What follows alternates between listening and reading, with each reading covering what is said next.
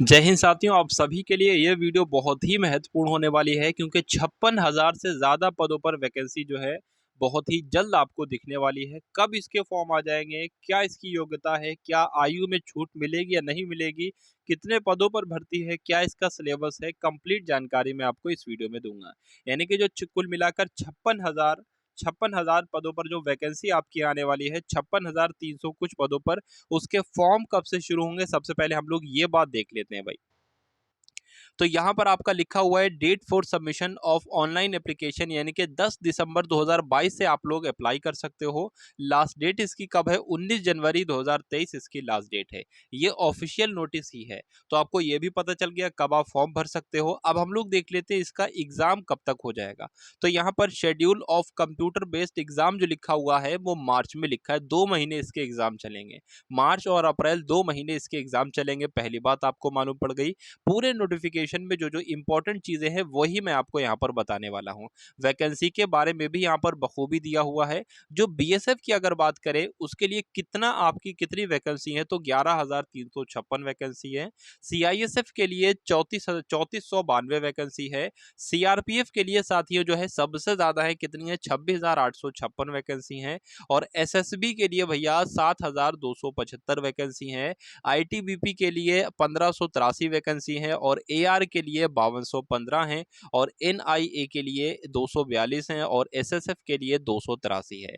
तो कुल मिलाकर ये जब टोटल करेंगे तो कितनी वैकेंसी हो जाएगी? 56,302 वैकेंसी यहाँ पर आप सभी लोगों के लिए आई है। पे लेवल क्या है इसका? पे लेवल 3 है। 21,700 से 69,100 इसका हो जाएगा। ठीक है, सैलरी भी बहुत बढ़िया इसकी है भाई। चलिए, अब हम लोग बात कर लेते हैं आयु में इसकी छूट मिलेगी, यानी कि इसमें कितना रिलैक्सेशन मिलेगा, कब से इसकी एज काउंट की जाएगी। तो 18 से 23 वर्ष का होना चाहिए, यानी कि जो इसकी एज काउंट की जाएगी 1 जनवरी 2022 को की जाएगी। कुल मिला के साधारण शब्दों की अगर बात करें, अगर कोई जनरल का बंदा है, मैं सिर्फ जनरल कैंडिडेट की बात कर रहा हूँ, किसकी? जनरल कैंडिडेट की बात कर रहा हूँ, वो 2 जनवरी 1999 से पहले ना जन्मा हुआ जाने, यानी उसका जन्म जो है 2 जनवरी 1999 से पहले नहीं होना चाहिए। और उसका जन्म जो है, कोई जनरल वाला बंदा है, उसका जन्म 1 जनवरी 2004 के बाद भी ना होना चाहिए। यानी कि 2 जनवरी 1999 और 1 जनवरी 2004 के बीच में ही जनरल वाले बंदे का क्या होना चाहिए? जन्म होना चाहिए। अब हम लोग बात कर लेते हैं ओबीसी की। चूंकि ओबीसी को 3 वर्ष का, कितनी? 3 वर्ष की छूट मिल रही है।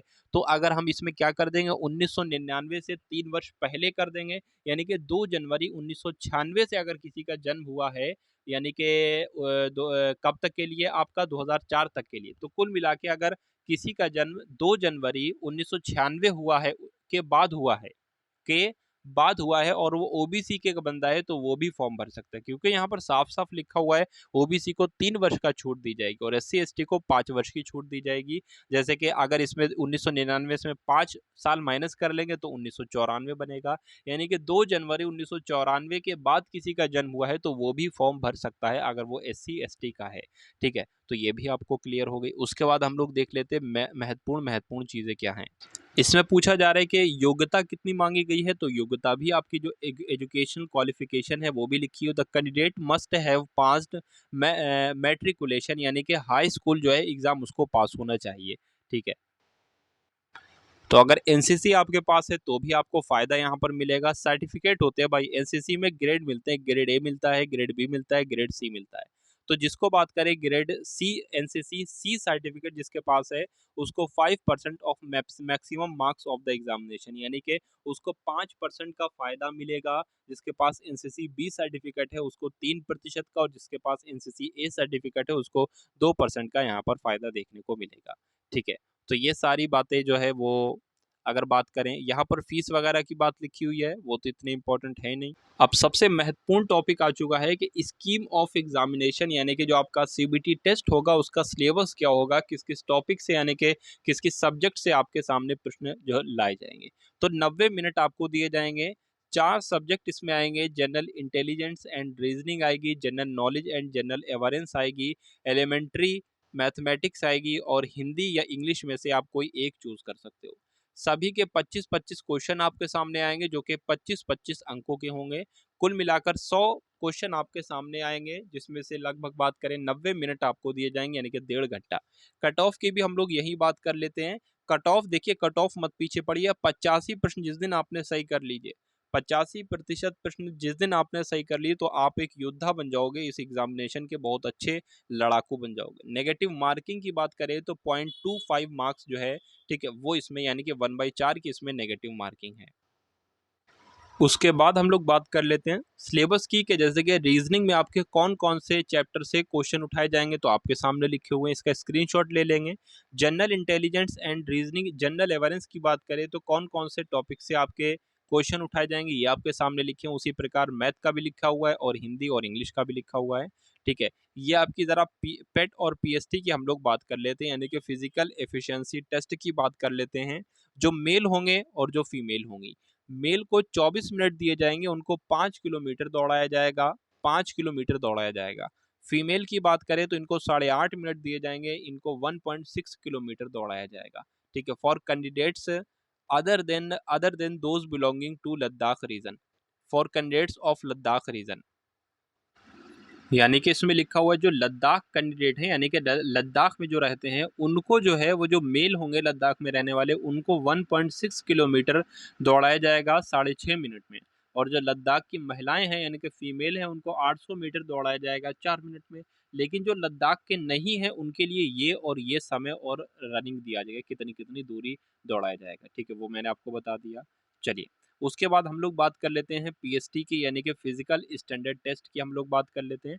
जो हाइट होगी पुरुषों की वो 170 सेंटीमीटर होना चाहिए, तभी वो फॉर्म अप्लाई करें, तभी वो इसमें क्वालिफाइड होंगे।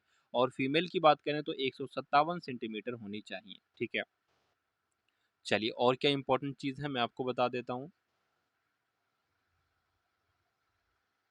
तो लगभग सारी चीज़ें जो हैं वो आपकी कंप्लीट हो गई हैं। तो ये आपकी थी एसएससी जीडी की कंप्लीट इन्फॉर्मेशन। हो सकता है एक आध चीज़ अगर छूट गई हो तो आप कमेंट कर देंगे कमेंट सेक्शन में, मैं आपको पर्सनली वहीं पर रिप्लाई कर दूंगा।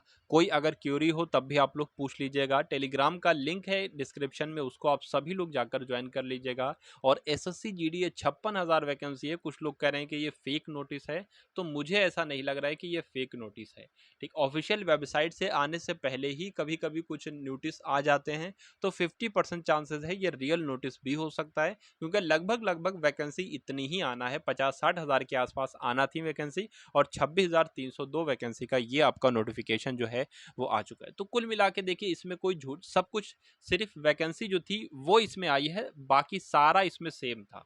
बाकी इसमें जो पिछली बार की 2021 की एसएससी जीडी की वैकेंसी निकली थी, सब सिलेबस भी सेम था, हाइट वगैरह भी सेम था, सिर्फ वैकेंसी उस समय कुछ और थी और इस समय कुछ और डेट एग्जाम की और डेट आपके ऑनलाइन फॉर्म की अलग है, ठीक है। तो चलिए, नोटिफिकेशन आएगा तो बिल्कुल ऐसा ही आएगा, अगर चेंज हुआ तो वैकेंसी थोड़ी सी बढ़ सकती है, घट सकती है। तो चैनल को सब्सक्राइब कर लेंगे आप सभी लोग, वीडियो को शेयर कर देंगे, और मिलते हैं हम सभी लोग आने वाली कोई इन्फॉर्मेशन में। तो जय हिंद साथियों।